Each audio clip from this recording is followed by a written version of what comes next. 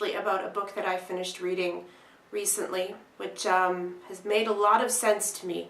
I wish I would have discovered it years and years and years ago, and I thought it might be helpful to some of you as well. And so this is the book. I don't know how well that'll show up, but I'll read it to you, the title as well. It's called The Highly Sensitive Person, and it's by Elaine N. Aron, PhD. Really good book. I'm going to just read you the very front part, the quiz actually, to you verbally, so that you kind of get an idea about what this book's about. So get your pens and paper ready, and get ready to true and false. These resonate with you, you're going to want to check out this book. It'll help you a lot. So the first one is, I seem to be aware of subtleties in my environment. You'd give that a true or a false. Other people's moods affect me. I tend to be very sensitive to pain. I find myself needing to withdraw during busy days, into bed or into a darkened room or any place where I can have some privacy and relief from the situation. I'm particularly sensitive to the effects of caffeine. I'm easily overwhelmed by things like bright lights, strong smells, coarse fabrics, or sirens close by. I have a rich, complex inner life. I am made uncomfortable by loud noises. I am deeply moved by the arts or music. I am conscientious. I startle easily. I get rattled when I have a lot to do in a short amount of time.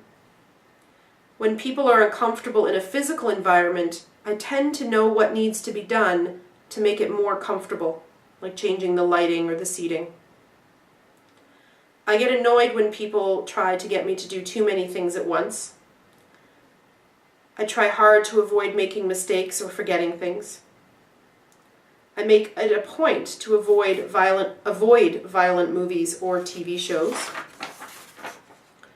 I become unpleasantly aroused when a lot is going on around me. Being very hungry creates a strong reaction in me, disrupting my concentration or mood. Changes in my life shake me up. I notice and enjoy delicate or fine scents, tastes, sounds, or works of art. I make it a high priority to arrange my life to avoid upsetting and overwhelming situations. When I must compete or be observed while performing a task, I become nervous or shaky, and I do much worse than I would otherwise. When I was a child, my parents or teachers seemed to think of me as sensitive or shy. So if you answered a lot of trues to those, so scoring yourself, it says if you answered true to 12 or more of these questions, you're probably highly sensitive. For the record, out of the, I believe there's 23 questions, I scored a yes for 20 of them. Explained a lot. So if that resonated with you, that quiz, if you had a lot of true answers, then definitely check this book out. It'll make a lot of sense to you, and it gives you tons of coping skills and just actually explains what it means to be a highly sensitive person, or from now on I'll just, in any future videos, call it an HSP. And so it's called The Highly Sensitive Person by Elaine N. Aron, PhD.